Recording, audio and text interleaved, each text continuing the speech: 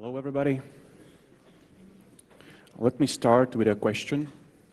How many of you have Android device? Cool. And how many of you have at least one Android device at home? Less hands. Interesting. In the next 20 or so minutes, I will be talking about a new Android banking Trojan called Cerberus. I divided my talk into three main parts. Firstly, I would like to start with a story, with a background of Cerberus. Then we move to code analysis. And finally, I would like to share some insight about the actual campaign we have identified in the wild in ESET. So, if it is okay with you, let me start. In June this year, I have found on one underground Russian forum a new post promoting allegedly new banking Trojan for Android called Cerberus. They claimed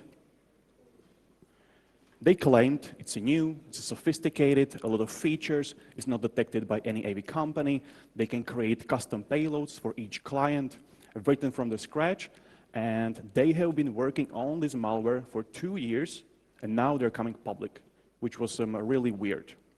Also, they don't sell the source code, only rent it as a service, and it's not cheap. When we compare price of Cerberus with one of the most recently popular Android banking malware family called Anubis. Anubis is for free since it was leaked, and it's open source. It's open source now, and the code is available on dozens of underground forums. And as I have seen in the past, many times bad guys, scammers, will take the leaked or open source code, they rebrand it, and then they try to scam other scammers on such forums, claiming it's a new, sophisticated, you should buy it from us. Actually, the same thing happened a couple days ago where there is a new version of Anubis. And I thought, this is the same case scenario because there was no proof. Cerberus is just another Anubis. So I went on Twitter and I asked infosec community, have you heard about the Cerberus? Do you have any hash, any sample, any CNC, something that would help us identify if this malware is new or not? Unfortunately, no one heard about that. But because of this tweet, actually developers or PR team of Cerberus reached me. And by the way, for me, it's the first time I've seen promoting malware, Android malware, outside of an underground forum. Guys actually have a Twitter profile and they're promoting it. So let's come back here. Because of this tweet, they actually reached me and they were like, okay, Lucas, if you want a sample of our malware, there is a way how you can get it. Simply buy it. Well, I'm not going to buy your malware. They even created me or posted a screenshot how my admin panel would look like if I would purchase. So here's an example how the admin panel looks for Cerberus. I took advantage of that and I started to communicate with them to get as many information as possible, what it is, how it works, and maybe where the guys are from, because at that time, we had no information about the Cerberus. I found out, hard to tell if it's true or not, that the guys, developers are from Ukraine, and they even offer me a job. Lucas, come to Ukraine and you can help us build this malware. They pay well. They offer me around 5,000 euros, but I'm not going to Ukraine to build a malware. I don't trust scammers, of course. Well, then I just simply asked if it is possible to share a sample with me. They actually did. They shared a sample with me. However, this sample was corrupted. It was not working because they exchanged the CNC channel that points to payload for my Twitter handle. But 2 days after they shared a sample, we in ESET identified the actual campaign with a fully working Cerberus. About the campaign, I will be talking about in the last part of my talk. Now let's move to code analysis of this campaign.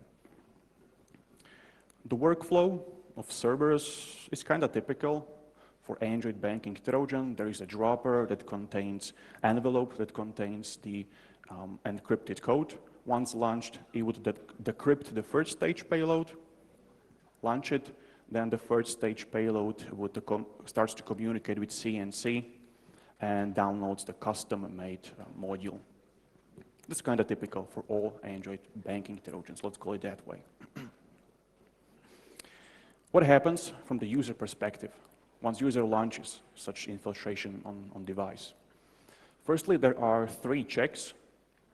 The first one is if it is running in a CIS countries, Commonwealth of Independence, it would simply quit. It would not continue. So if the infected device is from one of these countries, malware stops. The second check is if it is running in emulation or not. And the last one is a check for a motion sensor.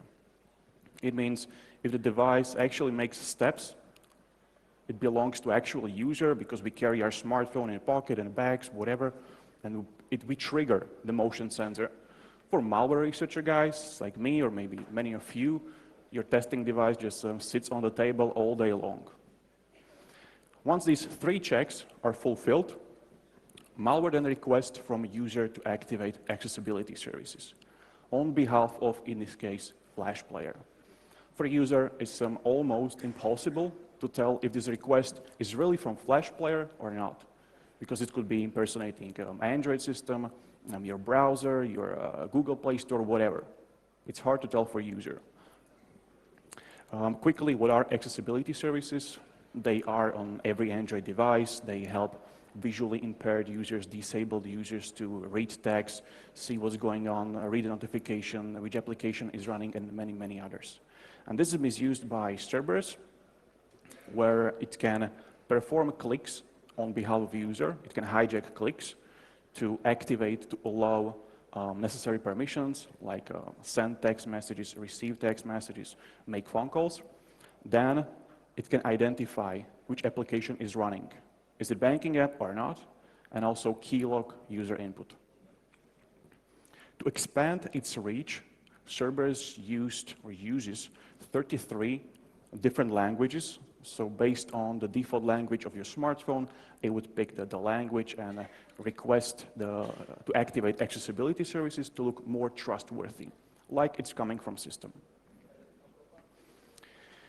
Once the accessibility services are activated, malware actually takes control over the infected device and then downloads the custom-made module. Custom-made module is a DEX file that is stored in a private directory containing the malicious functionality. Then it would download injections for targeted applications. Difference between a Cerberus and let's say Anubis, one of the most popular these days, or BangBot. Anubis downloads all the injections and runs them locally, where Anubis actually displays them from CNC. The benefit of that for Cerberus is that it works faster and also works much better if you have slow, laggy internet. Cerberus can target financial banking applications, cryptocurrency wallet exchanges, social media apps, email clients, and dozens others. These days, Cerberus can target 90 banking apps from these countries. Besides banking apps, it also targets or can request, or the goal of that is to request credentials for particular banking applications. Cerberus can also lure victim credit card details on behalf of social media applications. It means once your device is infected, you launch one of these apps. First, there is a request. Looks like it's coming from the particular app. So let's say you open the Telegram. First, there is a request, insert your credit card details. Because we in Telegram need that, it's a new policy.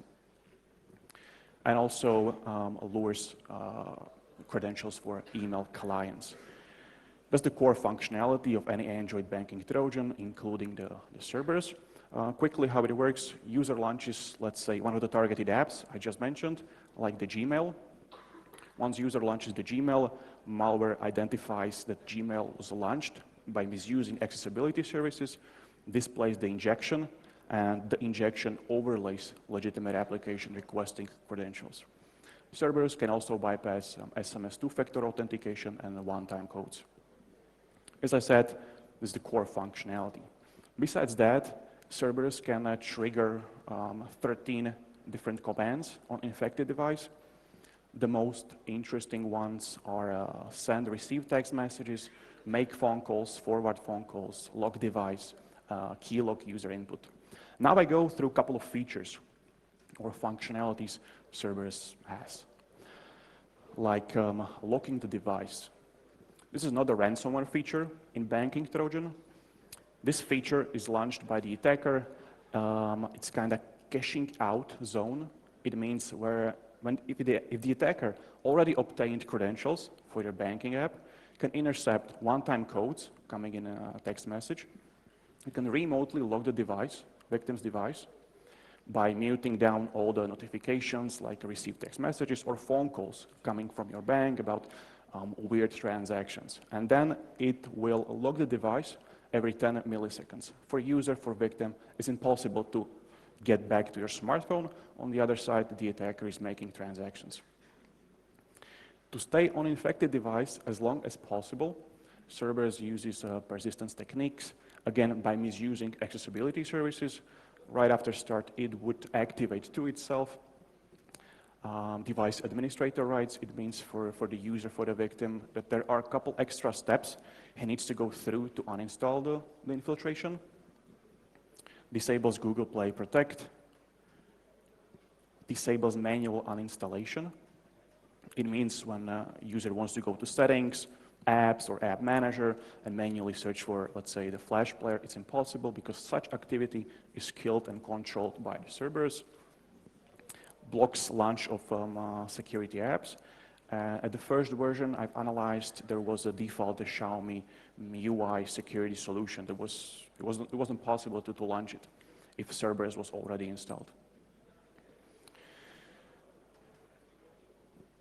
Even though there is a persistence on infected device used by Cerberus, Cerberus can also self-destruct itself by receiving command to remove device administrator and uninstall itself. In the first sample I analyzed, there actually wasn't the code for uninstalling it itself, but there is no problem to implement that. Now the question is how to remove that. Is it possible? Yes, it is. There are actually two ways how to remove Cerberus from infected device or any other Android banking Trojan. The easiest one is through safe mode. You go through safe mode of your smartphone, go to settings, apps, search for the app, remove that. Why? Because in safe mode, third-party apps installed by the user are not launched, are not triggered. And because of that, persistence cannot be applied. The second one is through Android debug bridge commands, where you connect your smartphone to your PC, and from your PC you then send ADB commands to identify which application is running, to force stop the application and uninstall it. So these are two ways. Now let's go through a couple of highlights of Cerberus. It uses Tor as a CNC. Not many recent banking Trojans on Android platform does that. They also offer APK builder. It means that potential client don't need to know how to develop, how to create, how to compile Android apps. Simply put it all together using drag and drop, and you have your output, just spread it out. The same applies to injections. You don't need to know how HTML or JavaScript works. You simply drag and drop, create custom injection, and make it work in your APK.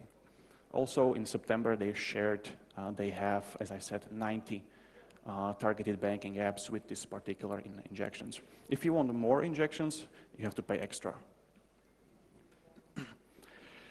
They have good support. They are willing to create new features for their customers, new injections, and they are looking for affiliates. They have social media, as I mentioned, the Twitter, and recently I found out they also have a Telegram bot. So looks like these guys are not afraid of getting caught. And here's an example of the actual CNC for the servers. That's it for code analysis of Cerberus. Now let's move to actual campaign we identified in ESET. It's one of the first campaign of Cerberus being used in the wild. Cerberus was published in the end of June, and in July we identified the campaign. The campaign was spread by malicious link that claimed there is some media content, but if you want to watch the content, first you need to download and install Adobe Flash Player. Once installed, device is infected. Because of the URL, because of the link where Cerberus was spread, I've seen such frameworks, such backend in the past, and this framework is actually leaking statistics about the website visits. It leaks stats for website visits, unique website visits, and countries where from these clicks were coming. And based on that, we could identify that the campaign started in Japan with over 9,000 website clicks within 24 hours, and then it moved from Japan to the United States. Within 14 days, there were over 13,000 website clicks. Now I have prepared a video demonstration from this actual campaign. In the video, you'll see how it looks, what the user has to go through, what has to download, activate, and the actual phishing of using actual injection. So potential victim receives the link, either from social media, from Telegram, Viber, whatever. There's some video content, but first you need to download and install Adobe Flash Player. Once you install the Flash Player, open that, there is no request for any activation of permissions whatsoever. But there is a request to activate accessibility services. For Adobe Flash Player, once this is done, malware starts to communicate with CNC, downloads the payload, downloads the injections, and enables all the necessary permissions like send, receive text messages, phone calls, make phone calls, and others, and now waits for user to launch one of the targeted banking apps. I will demonstrate that by launching one of the financial applications. Open the app, and this is the fake screen, the injection that belongs to Flash Player, and the injection actually overlaid the original application launched by the user. Now we check the permissions, and all the necessary permissions were activated, even though the user haven't activated them. This was done by malware misusing accessibility services. So that was one of the first campaigns of Anubis. Definitely not the last, because last week a Polish CERT actually published a blog that same thing is spreading in Poland. Same malware, Cerberus. So it's still ongoing. They have clients of their malware, even though it's really, really expensive. Now we're coming to conclusion. It's new, published in the end of June. Expensive, as I said, but they have already clients. The distribution, the campaigns are actually out there, not only in Japan, States, and Poland, but also in other countries. Based on the code analysis, it looks like it's written from the scratch. It is not based on Anubis. Only some part were picked or got inspired by Anubis. You cannot have the source code on this malware as a service. They have good support. They're willing to create new features, new injections. They have social media. They're not afraid of being caught. As I pointed, Cerberus downloads all the injections to have them locally. Compare that to Anubis that downloads them from CNC. It works much faster, much better with a laggy internet. Not easy to remove. As you saw, there are only two ways. Either going to safe mode or using ADB commands. By the way, this research was not published by ESET or by me. We were too slow while we were researching, and the guys from Threat Fabric, kudos to them, they actually published the blog post, and I advise you to check it out. It's really great. Here is a link where you can find more details, more tech details about the malware. So feel free to check it out. That's it from my part. Thank you very much, and if you have any questions, feel free to ask.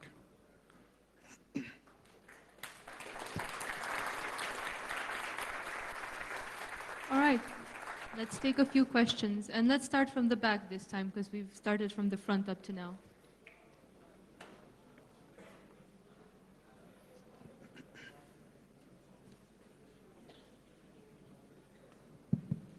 Hello.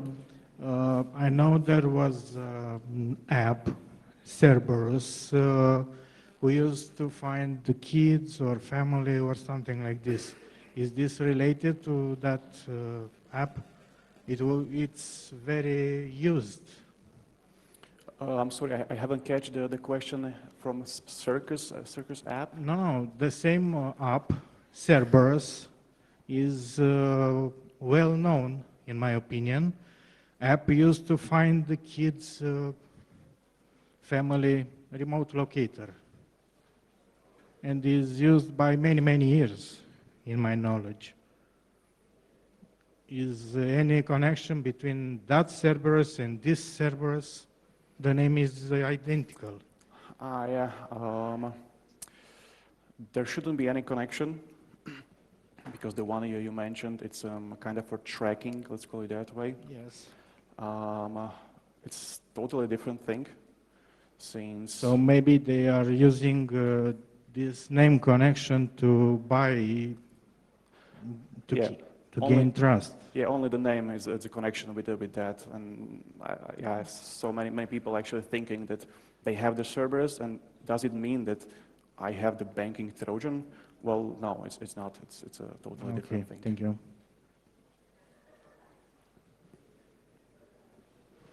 Another question? Over here? Hi. Just a short question. Does the Cerberus malware make use of extended functionality that comes with the rooted device? Not for now, or at least I haven't seen misusing, let's say, functionality or even rooting the device these days. But they claim, hard to tell if it is true or not, that they can create custom payloads, and I believe if you pay, they are willing to implement, maybe even exploiting or using a routing functionalities like stealing your Facebook communication or something. Okay, and just one follow-up question. As far as I know, there is Android malware that can survive a complete wipe. Is it the case with the Cerberus malware also? No, it's not the case with the Cerberus. Okay, thank you. Let's keep the trend of the short questions and take two from up front.